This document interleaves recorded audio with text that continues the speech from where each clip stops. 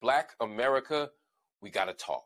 The rate at which black men are being killed or dying is disturbing. The odds are already stacked against our community, and our mortality rate is higher for black people because of poverty, healthcare disparities, over-policing, less access to healthy food.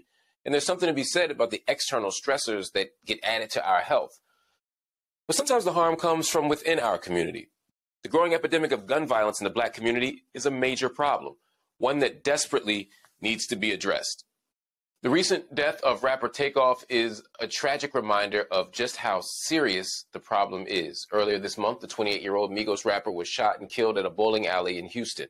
Unfortunately, he is just one of many hip-hop artists who have senselessly lost their lives to gun violence. Rapper PNB Rock was shot and killed on September 12th. Young Dolph was shot and killed on November 17, 2021. And of course, we can go all the way back to the legends Tupac and Biggie. For generations, rappers and hip-hop artists have talked about violence in their music, but we are living in a time where the art is increasingly becoming a reality, and we're losing our brothers and our sisters at an alarming rate. Let's just keep it 100. The time for talking about it is over. We desperately need some action. But here's the question. What can we do to stop an epidemic that seems to some unstoppable?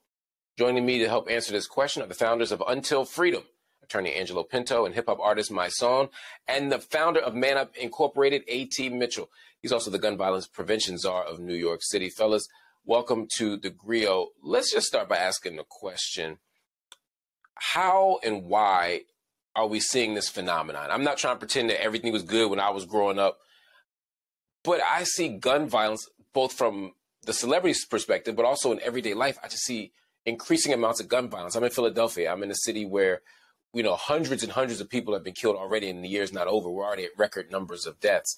Why is this happening? I'll take a stab at it. Let me first thank you for having us on. I want to say R.I.P. to Kershnick Kari Ball, which is his real name. You know, sometimes we just see this symbol and this person of fame and this artist, and we detach him from being a real person with real life and a family and people who love him. And I think that's one of the things. Our culture we've normalized abnormality. You know, we have glorified negativity for so long, and it's been incentivized outside of our culture so long that we detached ourselves from just life. We are detached from value in life. The culture itself, like when you listen to the music, when you look outside, you see babies, they're so enthralled with violence and negativity, and it's not even fazed by death. So when we don't see each other as brothers, we don't see each other as family, when we took the neighbor out of neighborhood and it's just the hood, then we can't expect people to value life. So when we look at, you know, the way people are moving in our society, it's because this is what the culture has allowed for so long. So until we take the necessary steps to retrain the culture to say that I love my brother and it's okay to love my brother, right? It's okay for me to walk away from an argument without nobody being violent. It doesn't make me tough to harm somebody that looks like me from the same community. There's no elevated stature. There's no celebration of harm, me doing harm to somebody in my own community. Till we start to retrain that structure and that becomes the new trend, we're going to continue to see the downward spiral of us taking each other's lives. Now, Angelo, some people are going to say, y'all being too hard on yourselves. In fact, we're doing something wrong by framing black communities and black men in particular as pathological. I saw my song earlier today had a post, boycott black murder? Yep. Boycott black murder, yes. Boycott black murder, and, you know, and talking about I will not kill my brother, right, and making a play. And I reposted it. And a couple people sent me messages saying, you reinforcing white supremacy because, you know, we're acting like white people don't kill white people. We're acting like black people are uniquely pathological. To me, that feels short-sighted. I mean, I think we can have an honest conversation and say, look, there's lots of factors that lead to this, but at the same time, we got to stop killing each other. Yeah, and I think in this particular moment, and as you mentioned, the number of rappers who've been murdered over the past couple of years, and then historically, we're seeing people in the community, young brothers who aren't rappers, die at the same rates, if not more.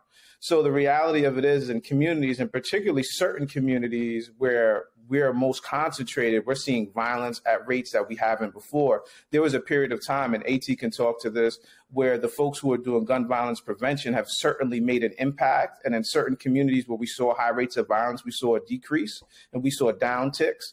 And then during COVID and post-COVID, we're seeing tremendous amounts of upticks in violence.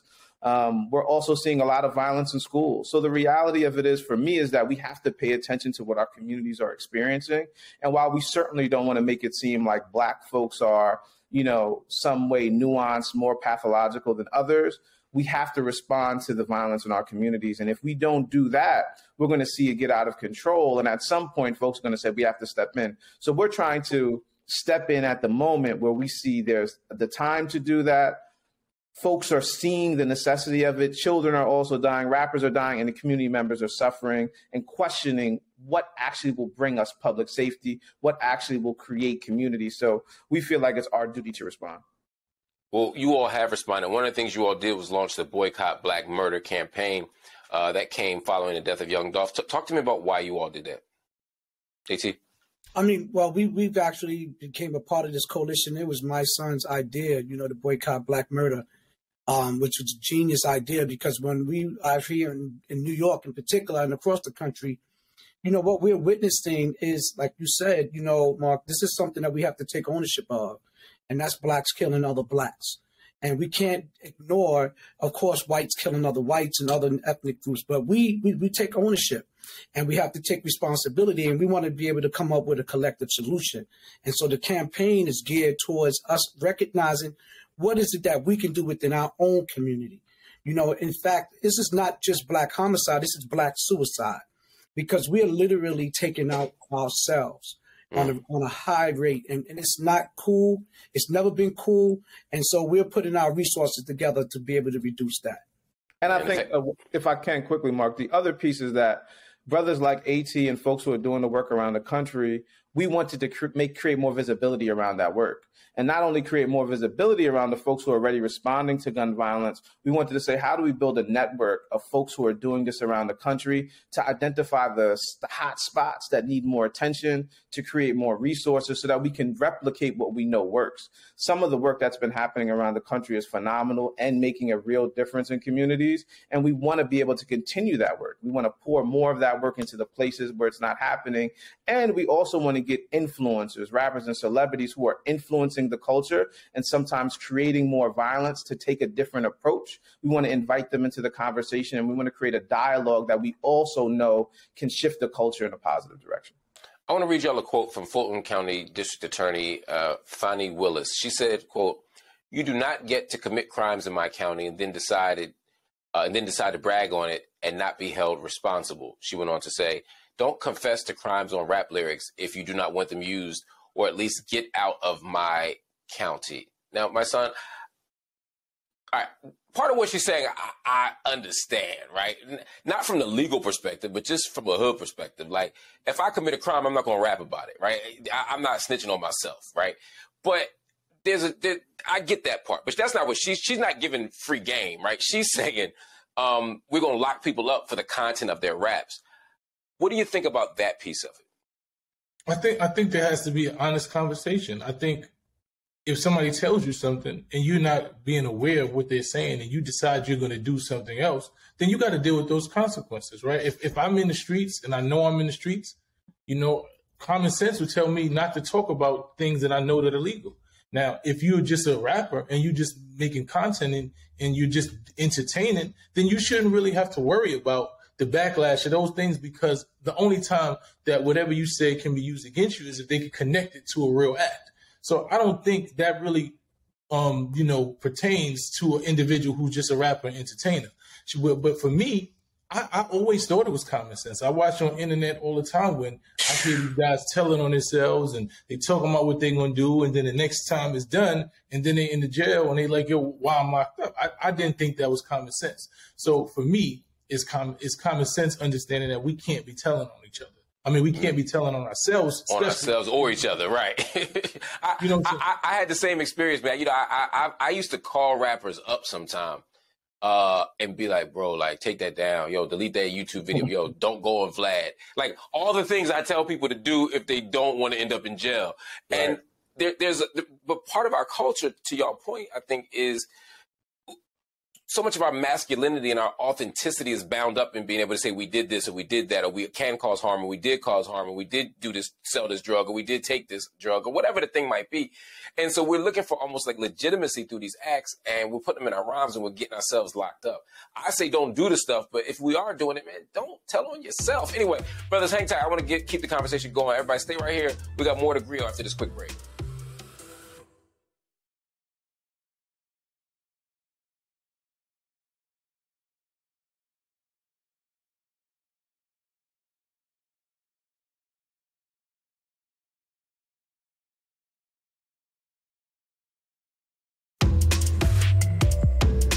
Welcome back to the Griot. Before the break, I was talking to attorney Angelo Pinto, hip-hop artist Mysonne, and the CEO founder of Man Up, A.T. Mitchell, about how, as Black people, we're killing each other at an alarming rate. But fellas, here's a sad reality. We're not the only ones killing us. At times, it seems like police are killing us disproportionately as well. We have notable cases like George Floyd, Michael Brown, Botham Jean, Eric Garner, Tamir Rice, Freddie Gray, Alton Sterling, Philando Castile. We can go on and on and on and on. But there are also those cases that don't make it to the mainstream. Media ignores cases like 28-year-old Michael Dean, who was shot in the head by a Temple police officer, or 23-year-old Julius Johnson, who was shot and killed by a Muskegon police officer who just so happened to have a KKK application framed in his house. And again, the list goes on and on and on. So part of what we need to think about, I think, is not just a conversation about what we're going to do as Black folk to fix ourselves, which is important and necessary, but also this system. What are we going to do about policing? I think Mike Son will speak to it a little bit, but Boycott Black Murder is really responding to both. It's saying that there is Black murder happening, of course, at the hands of folks in the community, but it also happens at the hands of police officers. And there are systems set up that are constantly targeting us and constantly resulting in our murder. And we want to respond to both of those things because we see the impact both of those things have on our communities. I know, Mike, you wanted to say something. Yeah, pretty much. That was what the premise of Boycott Black Murder was. There was this narrative that, oh, you only react when the police killing us. You're only marching, you only protesting when the police killing us. Where's the marches and the protests when we're killing us, when it's going on in our communities? And I want, even though I know there are two different, aspects of violence that we have to address, but I know that under one umbrella, most of us are doing that work. Brother A.T. has been doing that work. Brother A.T. has been on the ground taking guns out of the hands of, the shooters and dealing with the people, the victims at the same time. All across this world, we have Erica Ford, we have the Furtado brothers, we have everybody. We have Chico Tillman in Chicago. So many different people who've been doing this work. And I wanted to take all of those individuals, highlight them for the work that they've been doing, because what happens is the negativity has been celebrated and promoted and marketed. Like I put on my page, Black murder is a marketing strategy, right? So when are we going to use Black love as a marketing strategy? When are we going to promote these superheroes who are literally doing this work every day? When are we going to glorify them and say, yo, you know what? These people need to be talked about. These people need to be praised and put them on the hierarchy. So these young kids say to themselves, I want to be like A.T. We look like the culture. We all from this culture. We dress fly. We go to the same community, but we just don't want to see our people killing each other. We don't want to see each other die. So we're asking all of these major platforms to give us the same platforms that you give the people that's talking about the degradation and the death of our people. Give us the same opportunities. Make us look like the biggest rapper that you want. We want to be the Wu-Tang of gun prevention and gun violence. So give us that same opportunity. And that's what Boycott Black Murder is. We want to partner with the biggest artists in every city and come to your community, because we know most of these artists don't want to see people in their communities dying. So we're not asking you to be the face of that work. Partner with us. Give us the reins to do that work. So when we come to your community, give back to the community. Tell these kids that you want to see them live, even though they might hear something in the lyrics that might tell them different. But in real life, let them know that this is entertainment. But in real life, you really care about their lives and you want to make sure that they're able to thrive. AT, how do we do that when companies don't have any interest in protecting Black lives in general, right? Their interest isn't necessarily in killing Black people either. It's just in making money, right? And if selling albums means Black people and their death and their suffering is what we hear, they'll do it, right? They don't care. If sexism, misogyny is what will make them money, they'll do it.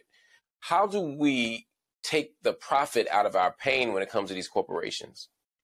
Well, I think that we actually, as a people, is how we do just that, Mark. I like to give power to the people, man, where the power lies. We as a people can really be able to finance and support our own cause. You know, we don't have to necessarily rely on those sort of entities for our mercy. You know, we have to be able to look again back in the mirror at the reflection that we see in the mirror, the man and the woman in the mirror, as a people, and say, look, how do we as a community, as a race, really take these sort of issues up personally, because we really all we got. You know, we can, of course, sometimes like take our money out of the, of supporting these entities, but at the same time, we still got to place that money into things like what my brother Mike was saying, things, that are working, things that are that we know that are happening inside the inner cities, organizations that are doing the work, people who are doing the work. We can redirect that energy and that finance and put our money where our mouth is as a people. Help me think about, Angelo, before we go next steps, right? A lot of people say this all sounds great. We got to boycott Black murder. We got to love each other. We got to hold companies accountable. But right now, my community is upside down. The kids are crying about the deaths of people like PNB Rock. Yeah. We don't know, we don't know what to do next. Like what do we do next? Yeah, I mean, I think there's a lot of things. I think one of it is framing, and you mentioned it earlier when you were talking about police violence. I think we have to realize that police violence and violence that happens in our community are two sides of the same coin. So we have to begin to think about violence from that perspective. We have to attack both police violence that happens to us and community violence. I think there's a need for education. As you mentioned, there's a lot of young folks who are going to be talking about the death of Rapid Takeoff, and they talk about these things in school frequently. So part of what we're also doing is now going into schools to have the conversations with young folks to begin to shift their culture, shift the way in which they respond to violence and respond to incidents that can become violent that they have every day. So that's something we're really putting a focus on. The other thing is we're going to begin to travel around the country to really meet with folks who are doing the work and figure out how we build a broader network that really reaches the pockets of our communities that don't get enough attention. So not only are we going to really begin to shift the conversation so that we understand the problem, really reach into our children so that we could become more preventative, but also kind of spread our network broadly so that we could have a broader conversation and ideally have a larger convening where we bring all the players to the table and begin to shift the culture, shift the practices, and shift our immediate response in communities. AT, Mysonne, Angelo, I'm grateful for y'all for the work you're doing, for modeling what brotherhood looks like, for demonstrating what it means to roll up your sleeves and do the work on the ground. All right, family, we have reached the end of the show, but before I let y'all go, I want to reinforce something that we talked about at the beginning of the show. We must boycott Black murder. What does that mean? It means that we cannot see each other as the enemy. Black people kill Black people at a very high rate. Now, to be clear, all races kill each other at a high rate. That's what we call a proximity crime. You tend to kill people and do harm to people who live near you, who are in your neighborhood, who you have intimate relationships with. So there's nothing uniquely pathological about what Black people do. However, Black people can't afford to do what white people do. We can't afford to do what other people do. The stakes are too high. We're vulnerable. And we have to look to each other and turn to each other, not turn on each other. That means to boycott Black murder, we have to boycott music that celebrates Black violence. We have to boycott films that celebrate Black murder. Doesn't mean we can't be artists, but we can't normalize and romanticize harming each other. And it's not just men. We have to also note that Black women are killed in domestic relationships by Black men more than any other racial group. We have to be honest about that. Black trans women are the most vulnerable people on the street, the most vulnerable people by law enforcement, the most vulnerable people in relationships to be killed. And we say almost nothing about them. We almost never march for them. We almost never have protests and hashtags for them. So as we talk about boycotting Black murder, we got to be talking about protecting the value of all Black lives. And we have to talk about what it takes to get us there. Again, we have to stop making profit out of our pain. We have to stop selling our misery to our open enemies. And we have to begin looking at each other as resources.